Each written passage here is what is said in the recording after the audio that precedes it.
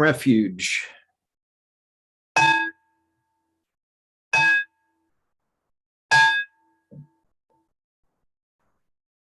Buddham Sharanam Gacchami. Dhammam Sharanam Gacchami. Sangham Sharanam Gacchami.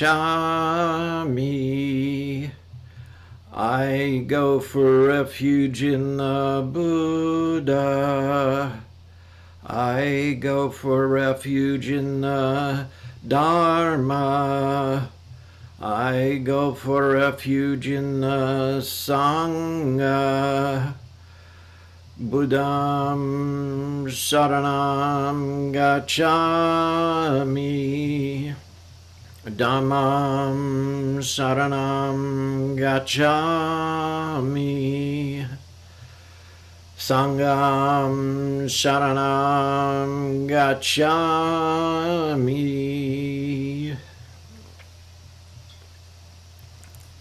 And we'll start with our 15 minutes of seated meditation.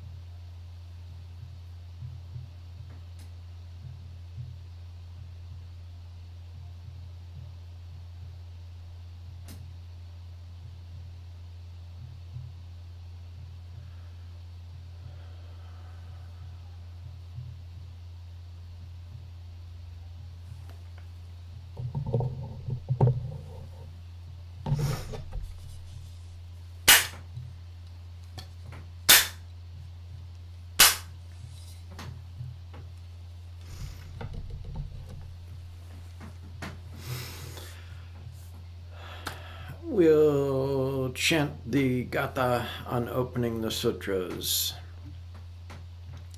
This Dharma, incomparably profound and minutely subtle, is rarely encountered, even in hundreds of thousands of millions of ages.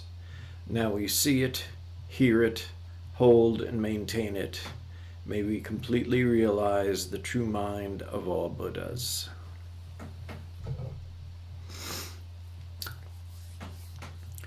Okay, relax, enjoy yourselves, for tonight, coming from the Garden State, our Dharma brother, Dayan Chitta. Good evening or good morning.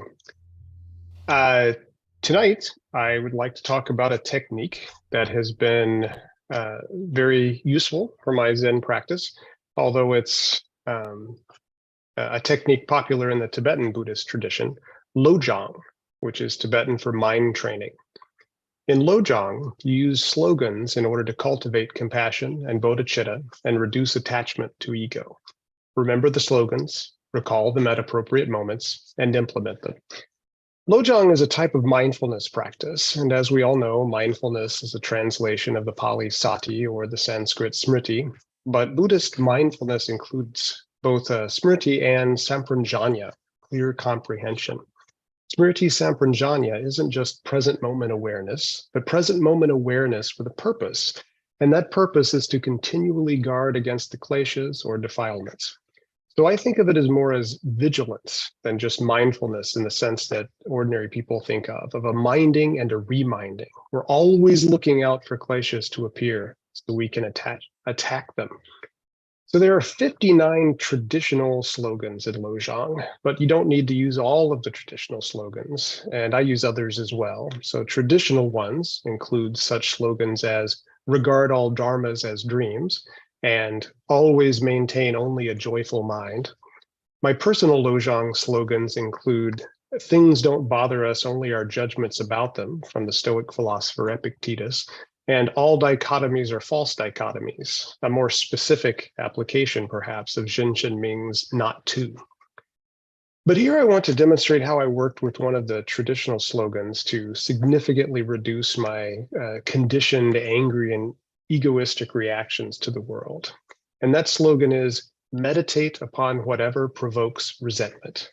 Meditate upon whatever provokes resentment. And what used to provoke a lot of resentment for me is other drivers. They cut me off in traffic. They merge onto the interstate at 15 miles per hour. They stay in the passing lane without passing. You name it, it probably provoked resentment. And as part of the Lojong practice, I usually employ an analytical meditation, so Lojong plus analysis. So let's consider the person swerving recklessly in front of my car, cutting me off in traffic. That provoked resentment, so I began meditating upon it. The main question is, what exactly is provoking resentment? Is it the other driver? Are they just inherently a jerk? We know that can't be true. In his Guide to the Way of the Bodhisattva, a key text in Tibetan Buddhism, Shantideva encourages us to exchange self for other as a meditation towards bodhicitta. What happens if I try to put myself in that other driver's place? When might I do something like that?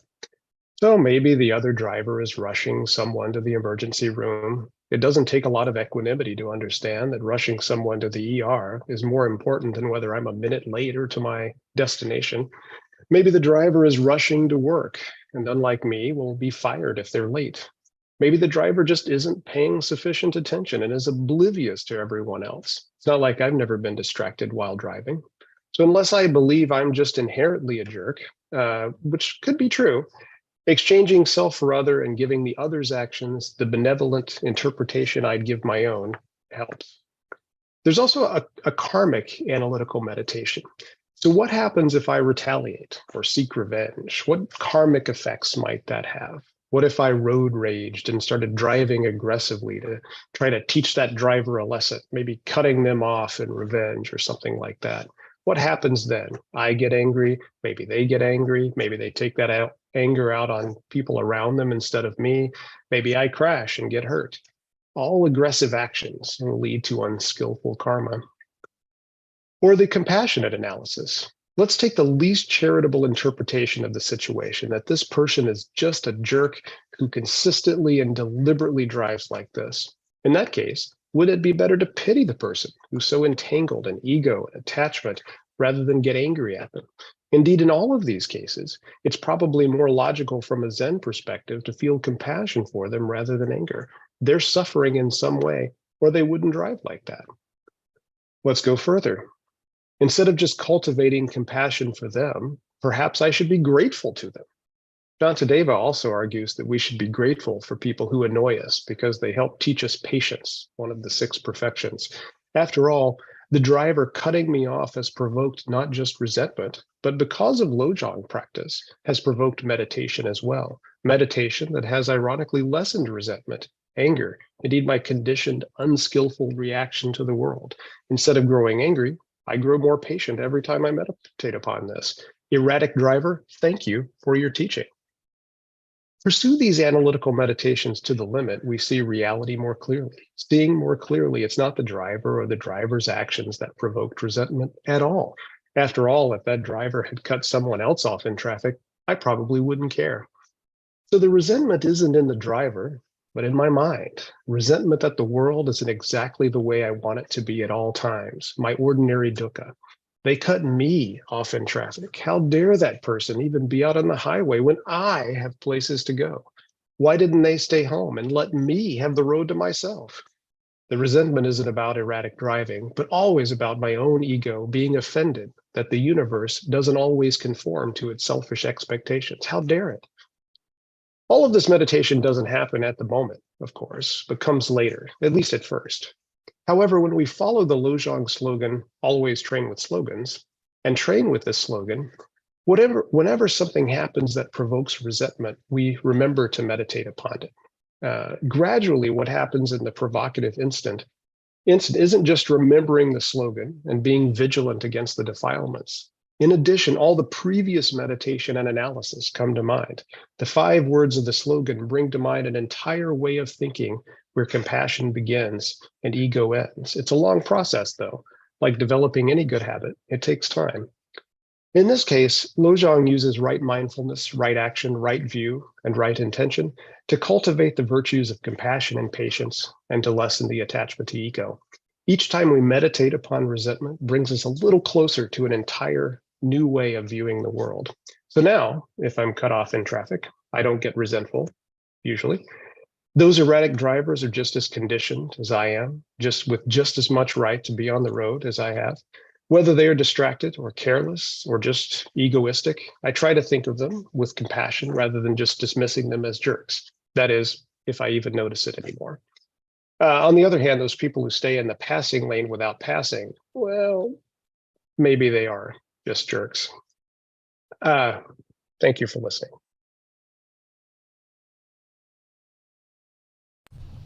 And thank you for your teaching. What is it about the people from New Jersey and road rage as a Dharma lesson? Andre, you, me. It was the natural thing I thought of. Uh-huh. Yep. And oh, that doesn't have anything to. Robert is typing things in the chat, so we can look at them later. But I don't think the second one was Lojong on road rage, but we'll find out later. So we'll go back and have another 15 minutes of seated meditation.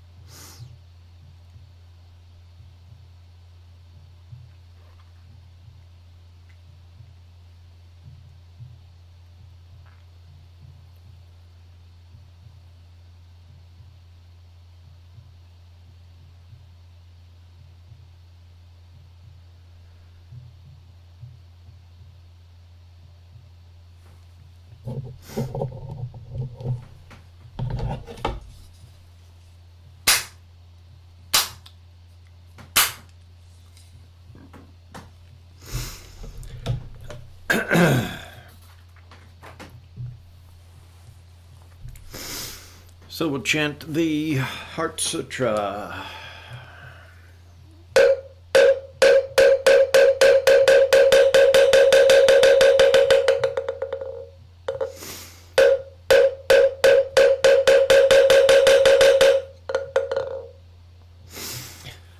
Mahaprajna Paramita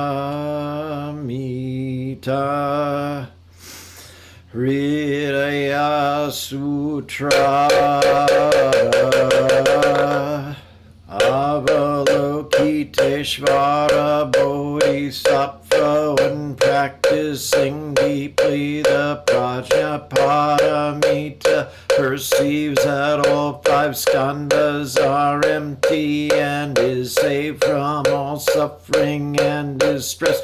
Shariputra, form does not differ from emptiness. Emptiness does not differ from form. That which is form is emptiness. That which is emptiness, form. The same is true of feelings, perceptions, impulses, consciousness. Shariputra, all dharmas are marked with emptiness. They do not appear or disappear, are not tainted or pure, do not increase or decrease. Therefore in emptiness, no form, no feelings, perceptions, impulses, consciousness, no eyes, no ears, no nose, no tongue, no body, no mind, no color, no sound, no smell, no taste, no touch, no object of mind, no realm of eyes,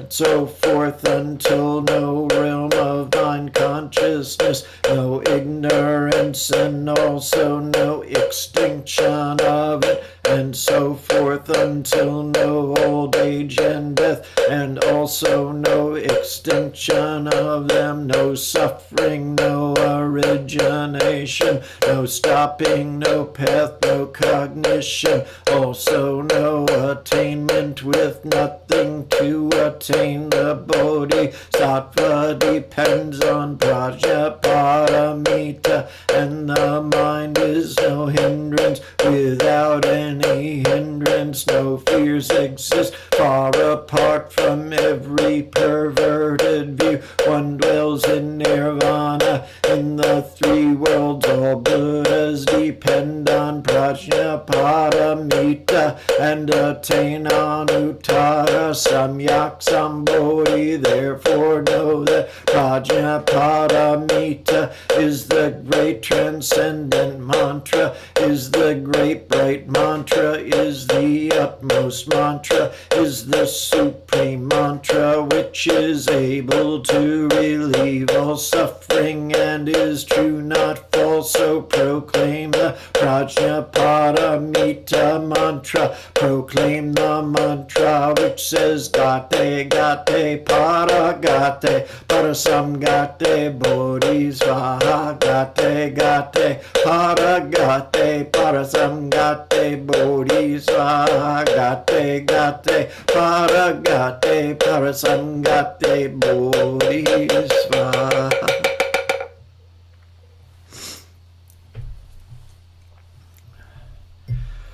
And we'll now do our dedication of merit. I've got a few names, and then I'll open it up for you to add someone of your own.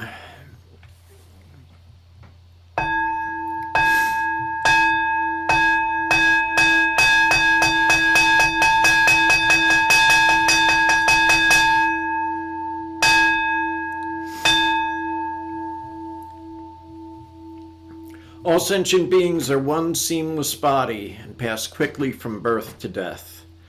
We remember those who cared for us and are gone, those who are ill, those who are at war, who are hungry, and who are in pain. May they heal, and have peace. We especially dedicate our service to Myoshin Tom Jones, Mike Gingy Wood, Alan Gregory Wonderwheel,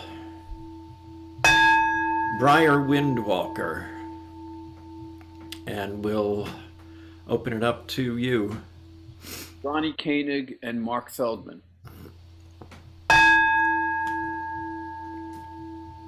Another? Cody and Megan and their families. Kim Hawkins.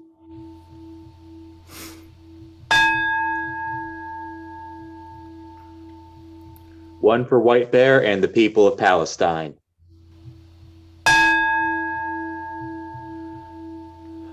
Any others? All those suffering with the worldwide floods and earthquakes right now.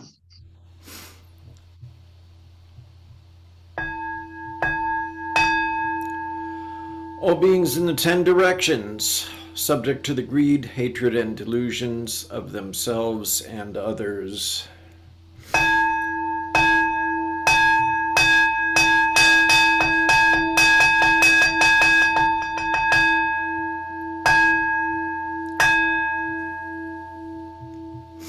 All Buddhas throughout space and time, all honored ones, Bodhisattva Mahasattvas, wisdom beyond wisdom, Maha Prajna Paramita. And we'll do our faith and practice vow.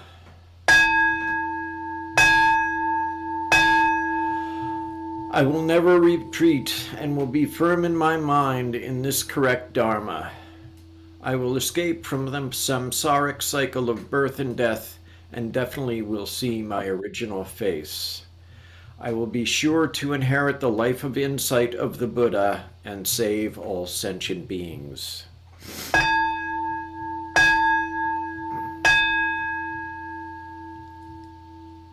Johnson, would you like to give us the gratitude gatha tonight?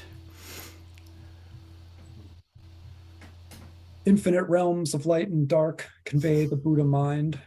Birds and trees and stars and we ourselves come forth in perfect harmony. We practice and recite this for all beings in grateful thanks to our many guides along the way. And we'll recite the 4 great Bodhisattva vows. Sentient beings are numberless. We vow to help them all. Delusions are countless. We vow to see through them all. Opportunities to awaken are infinite. We vow to embrace them all. The Buddha way is endless. We vow to embody it.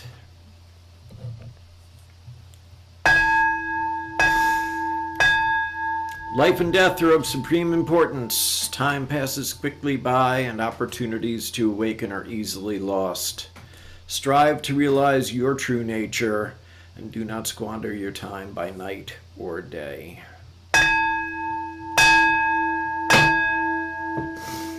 I'll extinguish the candles now.